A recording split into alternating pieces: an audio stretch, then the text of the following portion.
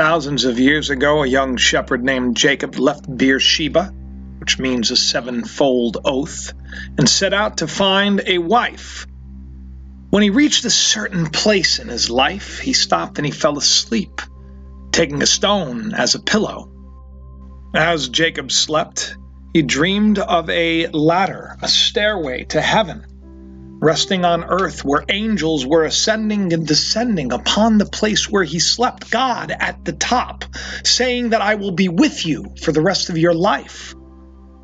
When Jacob woke up, he understood that God was in that place, and he understood that he made a covenant with him, and that a great nation would come from his own life. So he made a pillar, a monument to this moment, and he named it Bethel, which means the house of God. Well, this stone, this pillar, has followed Israel and the descendants of Israel. There's a picture of it right there. And for thousands of years, royalty has been crowned upon it. It goes by many names: the stone of Scone, Leah Fell, and also the Holy Grail. Royal occasion for a symbol of Scottish sovereignty. The stone of Scone was used in the coronation of Scotland's ancient kings, and the procession along Edinburgh's Royal Mile brought 10,000 people onto the streets as it was escorted to the castle. An RAF flypast added to the spectacle as the parade continued. The stone has been sought by many people for thousands of years. King David was crowned upon it. Many think today it actually resides in Scotland. The formal handover took place in the Great Hall of Edinburgh Castle before an audience of 800 dignitaries. It was conducted by the Queen's representative, Prince Andrew.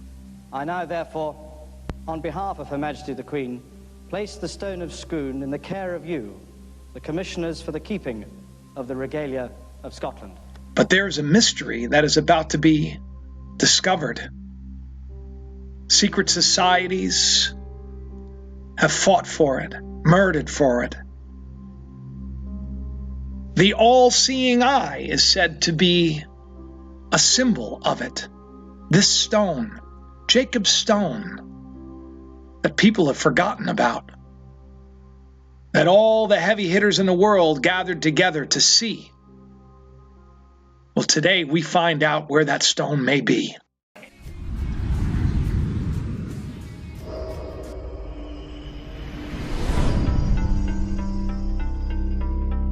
Hello, my friends. Jacob is here once again. Thanks for pressing play, for spending a little time with me, for going on this adventure with me, which is exactly what this is going to be. A crusade, a quest, if you will, for the Stone of Destiny. What is it? Don't worry, I'm going to explain. I did a whole video about this, actually. There's going to be a link below, so you can check it out if you need a little catch-up time. But basically, it's about the Stone of Destiny. It goes by many names. Some call it the Holy Grail. Everybody thinks that the Holy Grail's a cup, right, that held the blood of Jesus, but no! Come to find out, it's the stone. It's Jacob's pillow. It's the stone that Jacob went to sleep on when he was much younger, and he had a dream. So shepherds back in the day, they take a little, they take like a little flat rock, they put like some pelts and stuff on top of it, they go all little night-nights on a pillow. On this stone, in that place, Jacob had a dream. In the dream, there was a staircase, a ladder that appeared to him going up to heaven. And he realized that angels were descending and ascending upon this place that Jacob slept. And he woke up and he said, surely this is the house of God. And he had this great understanding. And he thought that it was so important, he dedicated his life to God, to serving God. Now, later in Jacob's life, after serving God, he had amassed a great flocks. He had done all right for himself. He had had some kids. He had a couple of wives. And later in his life, it would be like the equivalent of me right about now. God says, go back to the stone. So I did a whole show about this, about the Stone of Destiny, and I explained how I was going to go find it. Because from my research, I understood that that stone was actually in Scotland, a place called Edinburgh Castle.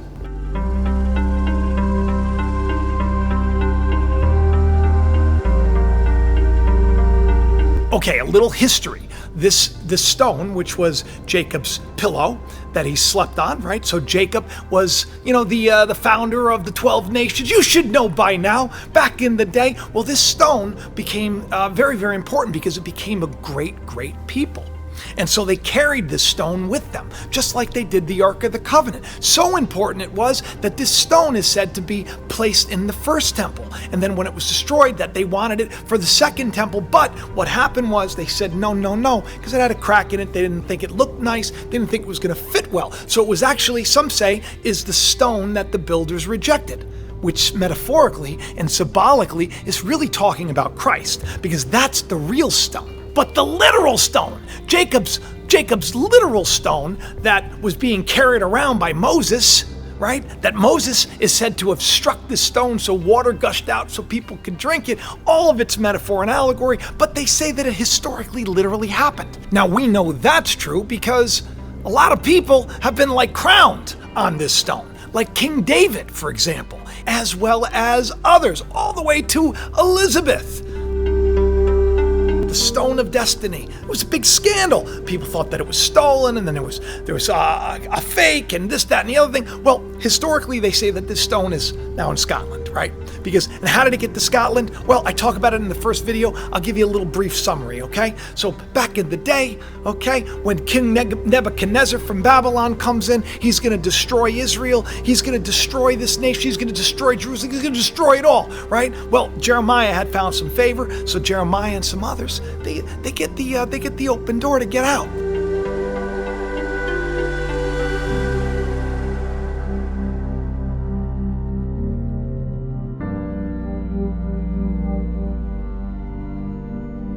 So one of the daughters of the king, Tefi and others, they escape, and guess what they bring with them?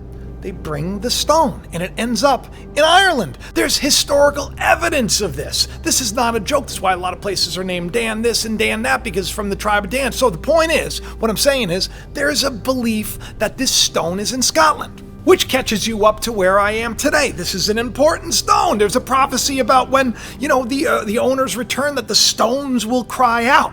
I made a little joke about visiting Scotland. So much so that when the local news interviewed me on Channel 12 here in Long Island, it's like Long Island's place, shout out Channel 12, when they interviewed me when I was walking through the mall for the Dan shopping for her, and they asked me, where do you want to go for your New Year's? I said Scotland. Do you have any bucket list items that you want to... Yes, I want to go to Scotland.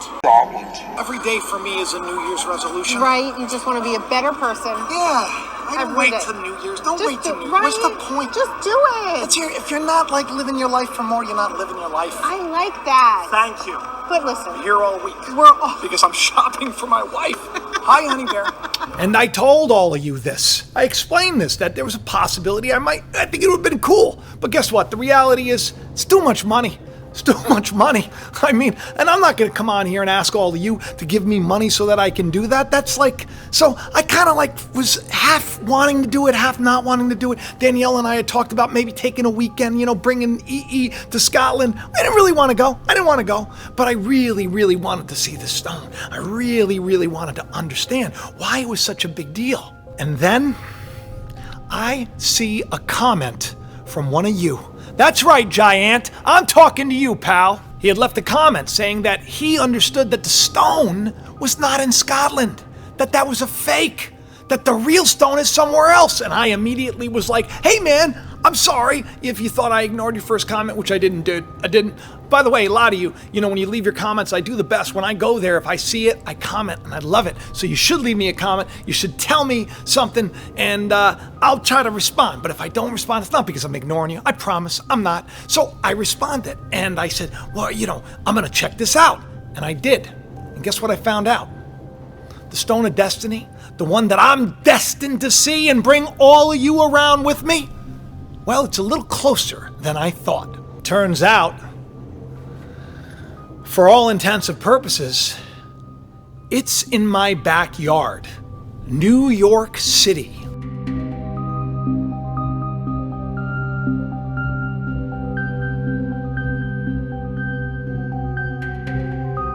So Giant tells me about this cool documentary about a code breaker who solved some amazing problem that people for years were trying to uncover, because they said that this code that was hidden in a monument called the Shepherd's Monument.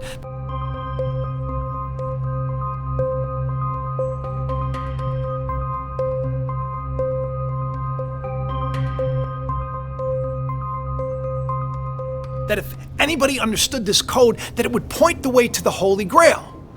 But we find out that the Holy Grail is actually Jacob's pillow. The documentary is called Lapis Exilis. It's the lost secrets of the Illuminati, and I'll put the link below. But here you have this credible documentary from this codebreaker, this brilliant codebreaker who's pictured with all sorts of forward-thinking people, very bright man.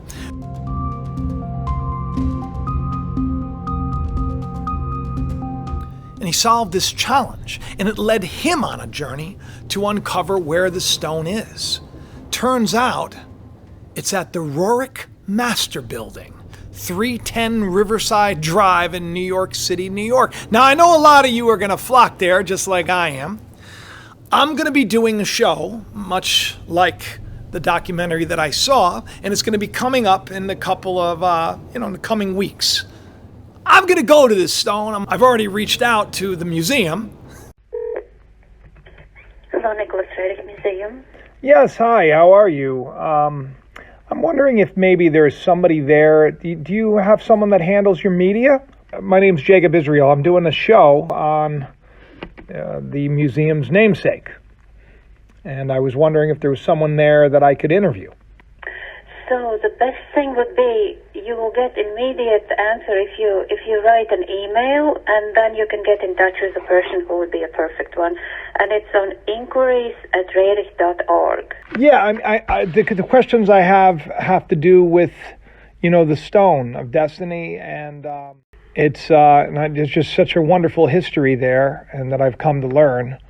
And I'd like to go to, the building, and I'd also like to, tour the facility, and then have somebody give me some insight into this. Because from all the research I've done, it seems like this is the most likely place for where that stone could be found. Do you know what I'm talking about? Yeah, but I wouldn't be able to answer. You really have... I'm going to send that email, see if I can get the director to talk to me about it. But it was interesting how the receptionist said, yes, she knows about the stone, but she can't talk about it. So why would it be at this random place in New York? Well, it turns out the Master Apartments is the name of the place, called the Master Building. It derives from the Master Institute of United Arts, which was founded in 1920 by this explorer, this artist, this very powerful and connected man, Nicholas Rorik. This guy connected to so many people. Let me tell you about, as the documentary goes, okay, spoiler alert, basically, as the documentary goes, you uncover that Rorik has obtained the stone, or a part of the stone, and that he made it actually the head of the corner. He made it a cornerstone in his own building, the Master Building, here pictured in 1929. Now, what's remarkably strange about all of this is that Einstein was there.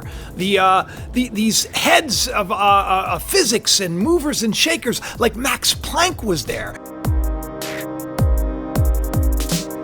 You want to hear crazy weird? You know the Illuminati all-seeing eye on the dollar bill? Yeah.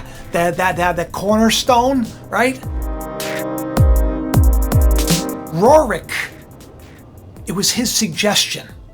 He was the one that was instrumental in putting the all-seeing eye there. So it turns out that Jacob's pillow is somehow connected to that as well. The plot thickens.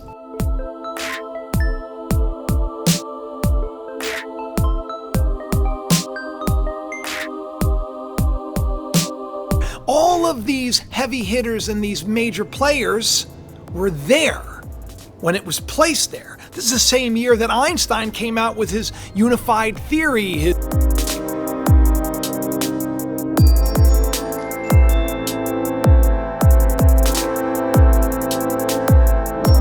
He said that this was the most important find, the most important thing that he'd ever done, including his original, theory of relativity. So this stone that King David was crowned upon, that royalty was crowned upon, this stone that people fought for, that people were murdered for, this stone that the Jesuits themselves were said to be wanting a part of, that the Rosicrucian order themselves hired Louis Perry to discover. This stone is waiting right there in New York City. So guess what?